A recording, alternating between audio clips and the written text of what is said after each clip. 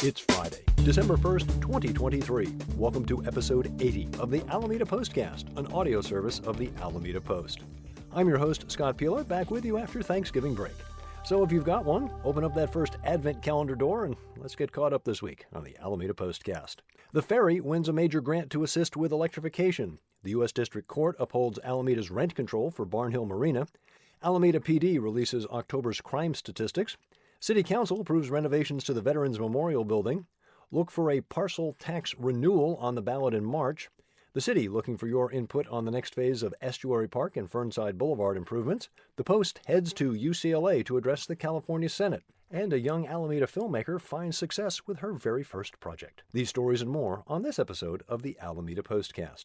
Our top story: already the cleanest high-speed, high-capacity ferry fleet in the nation, the San Francisco Bay Ferry was just awarded a major grant to continue improvements in the area of electrification. The Federal Transit Administration is providing $16 million to assist with the electrification of ferry floats at Seaplane Lagoon, Main Street, and downtown San Francisco terminals. The floats are the floating structures that are part of the docking facilities. The float electrification project involves structural modifications to the passenger floats, procurement and installation of battery banks, grid connections, and installation of vessel charging equipment.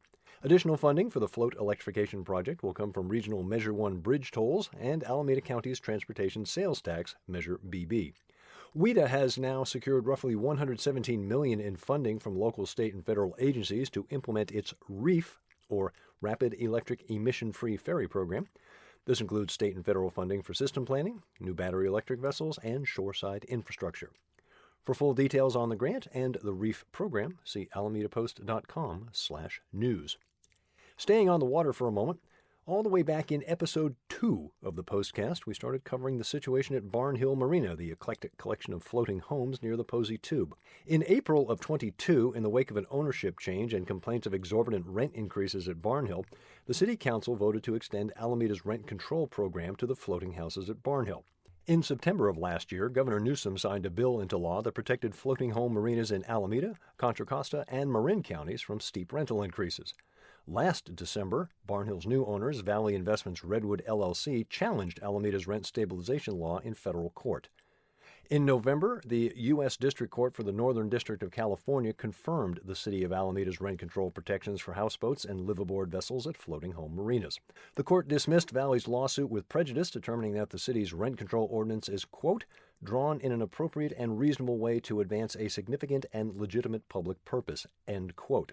Bottom line, the residents of Barnhill Marina are now afforded the same protections against evictions and excessive rent hikes as any land-based tenant in Alameda.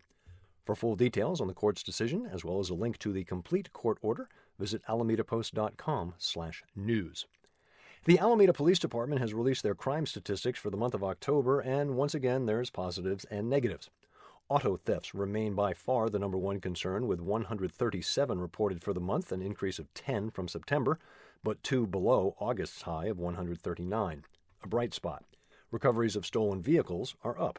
October marked a 6-month high with 153 vehicles recovered. Catalytic converter thefts are up, with 10 reported. While that is an increase from August's low of 2, it still remains substantially below earlier this year, where we saw 49 such incidents in May. Much of that drop can be attributed to arrests made that helped shut down lucrative catalytic converter theft rings. Overall, calls for service dropped slightly, but reports taken rose almost 10%. October was a 6-month high in arrests made, with 90. Of those, 87 were adults, 3 juveniles. The majority of those arrests, 52, were for misdemeanors, with 38 felony arrests. APD did note that crimes were concentrated around South Shore Center and the Webster Corridor. For details and a link to APD's statistics, see alamedapost.com/news. Let me give you a direct link to a fascinating tool, alameda.crimegraphics.com.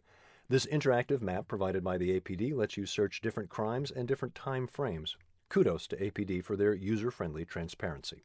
On November 21st, the City Council directed staff to add commercial kitchen and hardwood floor renovations to its Veterans Memorial Building Facility Improvement Plan. That plan runs through the 2031-2032 fiscal year.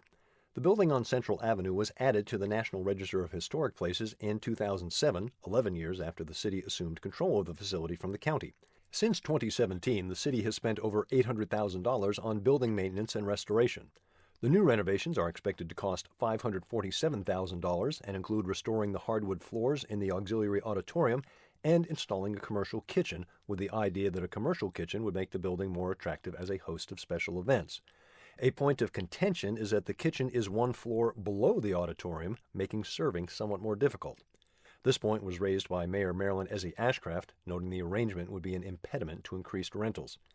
In the end, the motion passed on a 3-2 vote, with Mayor Ashcraft and Councilmember Malia Vela voting no. The $547,000 will come from the general fund and will be requested at a mid-year budget review.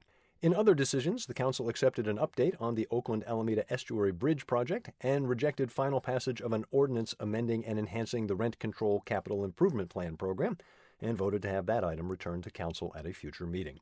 For full details on the November 21st meeting, see Karen Jensen's article at alamedapost.com/news. When you read your primary ballot this coming March, you will see a renewal parcel tax measure from the Alameda Unified School District. The new measure is designed to combine, replace, and renew both measures B1 and A. The measure would not add any new taxes, but rather keep previous measures in place. For details and links, see alamedapost.com/op-ed. City of Alameda asking residents to provide input on Phase 2 of Estuary Park and the Fernside Boulevard traffic calming project. The Estuary Park online survey provides concept drawings and designs for the playground and other amenities for Phase 2 and asks residents to identify which they prefer. Input will help the city plan this new phase. Dog owners and pickleball players, you might want to pay attention to this one. For the Fernside Boulevard Traffic Calming and Bikeways project, there will be an in-person community workshop at Edison Elementary on Monday evening, December 4th, and an online virtual workshop the following Monday. For maps and links, see alamedapost.com/news. For some time now in our newsletter, our publisher Adam Gillett has been writing about the potential detrimental effects of the misleadingly named California Journalism Protection Act. Essentially, it's an attempt to get tech companies to pay publishers when articles are shared. Unfortunately, it provides little to no benefit to small news outlets like the Post.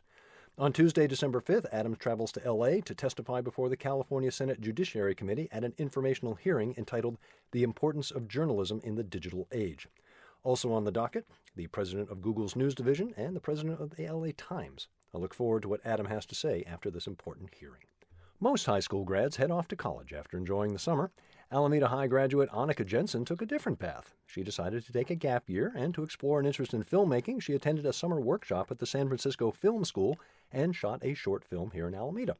Missing You, a teen mental health story inspired by her questioning her dogged pursuit of high grades.